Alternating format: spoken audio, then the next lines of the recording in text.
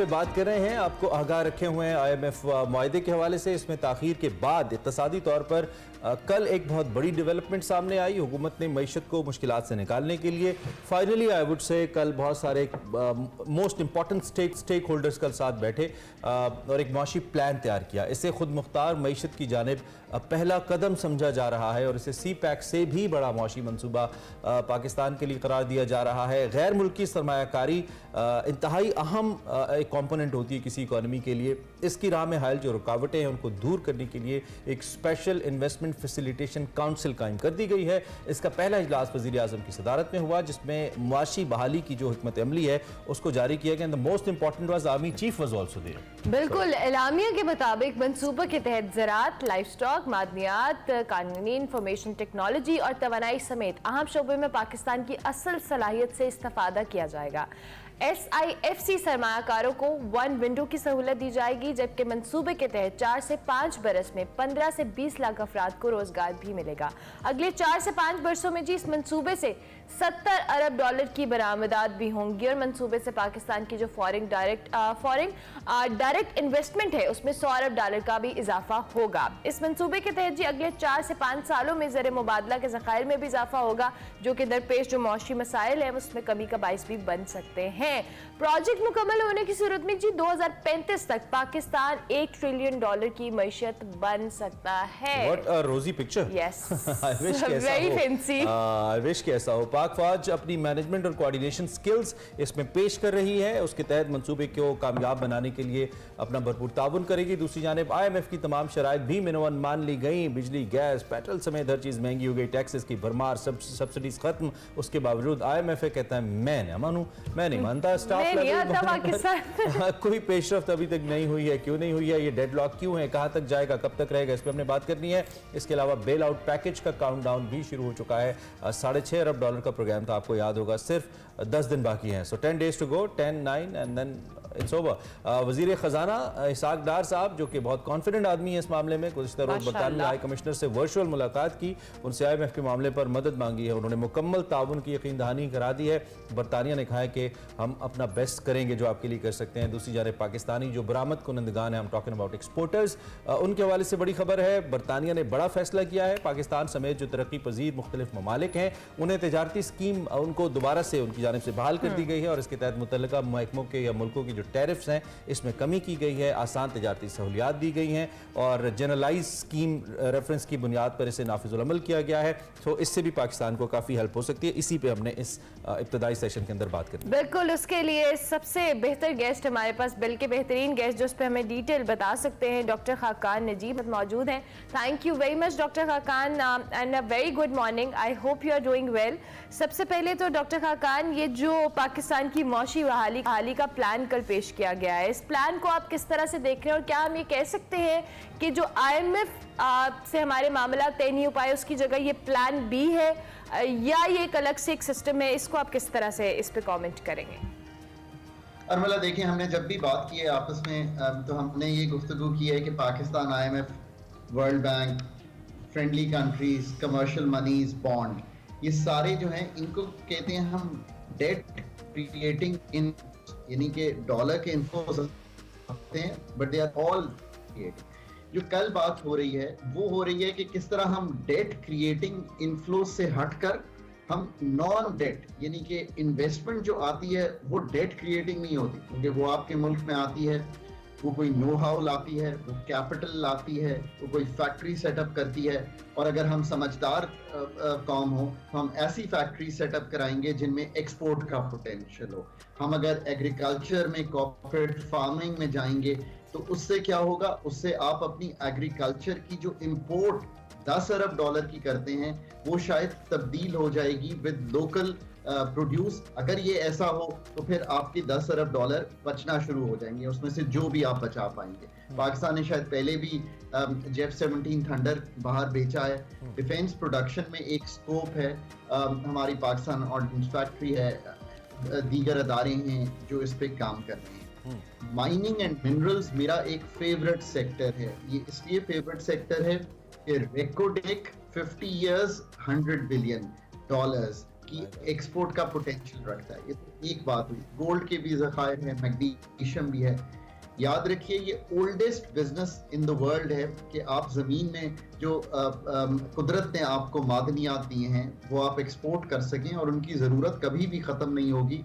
जैसे 7-8 बिलियन पे पॉपुलेशन दुनिया की है, हर एक को गाड़ियाँ चाहिए, उसके लिए आपको रॉ मटेरियल चाहिए हर चीज़ के लिए। ये सोच अच्छी है, सो ये मुख्तलिफ है उससे।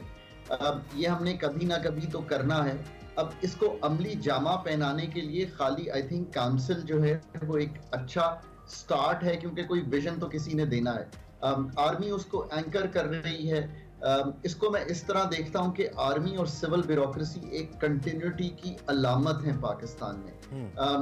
ये दोनों इसलिए अलामत हैं कि ये तो हमेशा होंगे, ये they will always be there. Political governments तो चेंज होती रहती हैं, पर ये there is a continuity.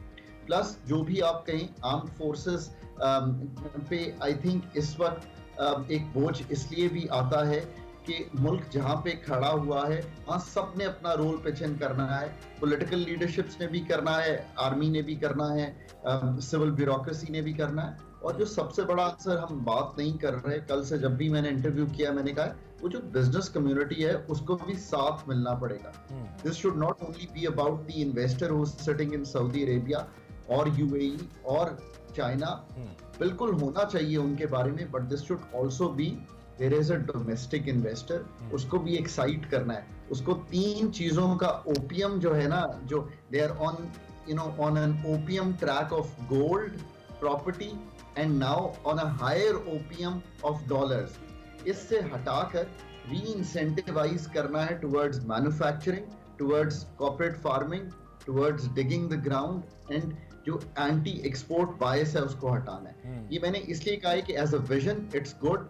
Operationally अगर आर्मी उसको एंकर या कोऑर्डिनेट या असिस्ट करना चाह रही है, fair enough. This is looking to like the FATF plan. हमने चूंकि मैं वहां था जब हमने फैटेफ किया, so this is I think the whole idea. Okay मैं in fact I was about to ask, एक तो आपने फैटेफ कर ही दिया, दूसरा कुछ ऐसी खबरें हैं जिसमें हमारे जो दोस्त ममालिक हैं और वो रिच कंट्रीज हैं, I am talking about Saudi Arabia, China, सुन रहे हैं कि वो कुछ इन्वेस्टमेंट्स के अंदर पाकिस्तान में इंटरेस्ट रखते हैं। But the only thing was Pakistan की जो पॉलिटिकल पिक्चर है इस वक्त, पॉलिटिकल स्ट्रक्चर की जो पिक्चर है वो थोड़ा बॉदर कर रही है उनको वो पैसे पाकिस्तान में लाने के लिए, चाहे किसी ऑयल रिफाइनरी का क़याम हो या फिर किसी और सेक्टर के अंदर इन्वेस्टमेंट हो। तो ये काउंसिल एक क्विक डिसीजन करने में क्या इन ममालिक को हेल्प करेगी, और हम ये भी एक्सपेक्ट कर सकते हैं कि जो पाइपलाइन में कुछ इन्वेस्टमेंट्स हैं वो भी शायद थोड़ी स्मूथली हो जाए अभी रिसेंट फ्यूचर के अंदर? 2019 में हिज रॉयल हाइनेस MBS जब पाकिस्तान तशरीफ लाए तो हमने उनसे एक रिफाइनरी का मुआहदा किया और उम्मीद ये की कि 10 से 20 अरब डॉलर की ये refinery over the years setup होगी। ये अमाउंट उस वक्त दिया जा रहा था और हमने उसकी स्टडी करनी है। मैं जून 2023 में आपसे बात कर रहा हूँ, आज भी वो प्रोजेक्ट जो है वो मतलब पाए तकमील तो बड़ी दूर की बात है, शायद पूरी तरह कंसेप्चुअलाइज भी नहीं हो सका। सो लेट्स से कि ये एक रिफाइनरी का प्रोजेक्ट ही हम आगे बढ़ा लेते हैं। ये भी याद रखिए कि इस वक्त ऑयल रिच कंट्रीज जो हैं, जो मिडिल ईस्टर्न कंट्रीज हैं, और आई मीन उसमें गुड न्यूज़ ऑफ कोर्स ये है कि वो हमारे दोस्त ममालिक हैं। They are ripe with money, they are floating in money. Aramco ने सऊदी अरेबिया को बहुत एक बड़ा बूस्ट दिया है, वहाँ पे ग्रोथ भी 8.8% की हो रही है। Same is the case with UAE। तो ये couple of billions of dollars कोई इतनी बड़ी बात नहीं है। हमारी जो फूड की सिक्योरिटी है, it can also help the food security of the middle eastern region. ये एक इन्विजन किया जा सकता है एक चीज, बट ये याद रखिए कि अगर 19 से 23 तक आप एक रिफाइनरी का प्रोजेक्ट नहीं कर सके, तो कुछ फंडामेंटली आपके स्टेट apparatus में खामी है, आपके री रेगुलेशन की जरूरत है, आपके प्रोसेसेस को ठीक करना है। ये काउंसिल उनको सरकमवेंट तो कर सकती है, पर ठीक करने के लिए they would have to put a very very smart team of many professionals जो इन एरियाज को समझते हों और स्मूदन आउट करें। मैंने 2016 में एक किताब लिखी है, वो आज भी बोर्ड ऑफ इन्वेस्टमेंट की वेबसाइट पे मौजूद है। उसका नाम ही ईज ऑफ डूइंग बिजनेस है। यही एक कॉन्सेप्ट है जो इस काउंसिल को लेकर चलना चाहिए, पर ये सारी चीजों को ठीक करना चाहिए इन द लॉन्ग टर्म। ठीक है। तो डॉक्टर खान ये भी बताइए, हम जो एक मुसलसल चार्टर ऑफ इकोनॉमी की बात करते रहे हैं, can we call it charter of economy, though कि I think there is just one political party who wasn't present over there, otherwise सारी पॉलिटिकल पार्टी, चारों CMs, army chief, prime minister, everybody was there. So आप इसे कह सकते हैं कि यही वो चार्टर ऑफ इकोनॉमी है जिसकी हम बात कर रहे थे, या उसका एक हिस्सा है? इमरान, आप ये कह सकते हैं कि trying to evolve a consensus on the key principles of Pakistan's economic future, ये एक अहम जुज है। पाकिस्तान का इन्वेस्टमेंट टू जीडीपी 13.25 या 13.5% के करीब आ गया है। To be precise the number is 13.6। इसको 20-25 पर ले जाना एक प्रिंसिपल है और ये एक चार्टर ऑफ इकोनॉमी का जरूर पार्ट बन सकता है, बट ऑफ कोर्स वो एक बिगर कॉन्सेप्ट है। पर लेट्स से कि एक विजन क्रिएशन उस तरफ हमने शुरू कर दी है। So overall you think it's positive. Thank you very much doctor Khaqan for your precious time. आप तशरीफ लाए और हमें इस अहम मौजू पे अपने तजर्बे से बताया कि आप इसको कैसे देखते हैं। It's a good development for Pakistan economy, और मुस्तकबिल के लिए हमें लगता है कि अगर इस पर अमल दरामद होता है और FDIs आती हैं पाकिस्तान में, तो इकॉनमी हमारी बेहतरी की जानिब जाएगी।